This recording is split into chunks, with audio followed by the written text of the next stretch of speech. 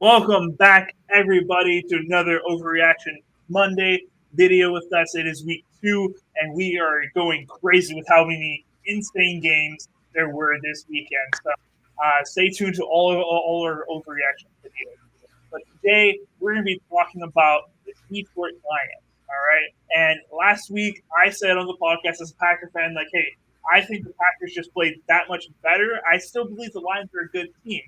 And I think that got proven as they were roaring out of the gate on week 2 to absolutely beat down the Bears. And I love it when the Bears get beat down as a Packer fan. I love it when the Lions get beat down as well. But either way, I'm happy. All right. But the Detroit Lions showed their true colors of they are still a top team in the NSP. Just to read some stats, Jared Goff threw for 334 yards, 5 TDs, 0 interceptions, shut down all those Goff haters like Vincent and AJ this week. All right. On the rushing game, they ran for 2 touchdowns, one for Gibbs, one for Montgomery, and then Amon-Ra St. Brown caught 3 TD passes, 9 catches, 115 yards. James Williams had 100-yard games, 1 TD, and Brock Wright also caught a TD. These Lions are back, all right? Defense is still going to be spotty. They never were a truly great defense, in my opinion. Never have been. I don't think they will be this year. But it is this incredible offense that got them into the playoffs last year, made them being 15-2, and everybody was talking about them. It is the offense that does that. And they came out and showed who they are this week. I very much was hoping that I was wrong about the Lions and they were just absolute garbage without what's his name? Now the part Brandon Johnson. Ben Johnson. Ben Johnson, thank you very much. Ben Johnson, now that they don't have him or the coordinator Aaron Flynn, who's on the Jets now, I was hoping that they're going to be absolute dog water for us this season. But they're still a very good team. They still have a very good roster that can help them win games without Ben Johnson's incredible play calling. I do think that they're going to be fine this year. And I think if they played the Packers again, like very soon, I don't think it'll play out just like it did during week 1. I do think Packers will still win, but I don't think it's going to play out just like that in my opinion. Not bad, yeah. I mean, the Lions are back. I do agree. They are roaring into week 2 for sure, taking down another divisional rival. I thought they could have posted up a better game against Green Bay in week 1, but Green Bay chose to show everything in week 1 and destroy them. So the Detroit Lions go ahead and destroy the Bears, and I think that's just an extension of the Packers there. Obviously, I still think the Detroit Lions are something to worry about in this division, but I don't think that the Packers will play them until way later on in the season. So that'll be a great one over there in week 13. But for the Lions, I mean, Amon-Ra St. Brown is like the motor of this offense. If Amon-Ra is not running on full cylinders, neither is Jared Goff. And that's why AJ and I are so gung-ho about Jared Goff being a quarterback that needs his weapons. I think that's what I commented in the last video. He just cannot function without his weapons and making plays for them. They have to make the plays for him. If you actually watch this game, for you fans out there, because I know me and Reed did,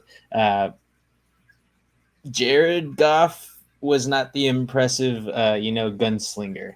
It was everybody else around him, in my opinion, especially Amon-Ra St. Brown. He just gets open. So does Laporta. Gibbs, moves the sticks, everything like that in the run game, makes it easier on Jared Goff, in my opinion. When none of that is going on, obviously it's tougher for a quarterback to win. But when it happens to Jared Goff, it's like beep. You ever heard that? You ever heard that in the shows? Yeah, that's shows. Yeah. That's Jared Goff. He's dead. So, oh boy, in my opinion, and this is where AJ and I agree very seldomly in this league on people. Jared Goff, we hate the heck out of and it will just continue to do that. Obviously, he's on a great team, and I love what Amon-Ra is doing. Let's pat him on the head over here because I have him in one league, but I was going against him in two, so that sucks. But I think the Lions are back. I think they'll continue to win here. They got Baltimore next week, so it's another tough matchup. But the road gets a little bit easier after that. They're still going to be facing a lot of great teams, as the entire NFC North is this entire season, but that's just how it rolls. So more problems for the Lions to deal with, but when you score 52, especially on a divisional rival, I think going into next week, you have a little bit of a chip on your shoulder. So hopefully they can keep things going, and hopefully that defense, who, got to the quarterback quite a lot with Caleb Williams, hopefully they can keep doing that, and hopefully the defense just continues to go along with the offense. Yeah, only time would tell. The way to stop this offense, in my opinion, is kind of how the Packers went about it: is get to Jared Goff as quickly as possible, and don't let him get the ball out.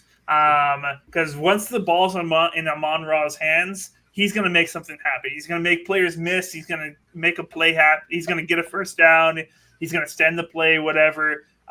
Don't let him get the ball into Amon-Ra's hands. Stop him in the line of scrimmage. Don't let them do what they want to do, play action, etc., and do their thing. So you got to get at him quickly. We've seen that this offensive line can be suspect. You just got to get at him as quickly as possible. So that's the way you beat the Lions, but still very, very talented team. We can't wait for the Lions and Packers to match up again later this year for sure. But if you guys disagree with me and say the Lions are absolute garbage, I agree with you. Put it down in the comments, all right, guys? But if you guys think the Lions are going to be still the top team in the NFC, that week one was a fluke, let us also know down in the comments as well. We will respond to you guys.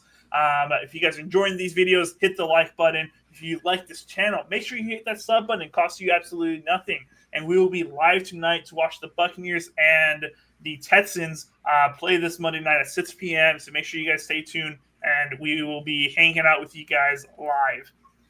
Until then, guys, keep on grinding.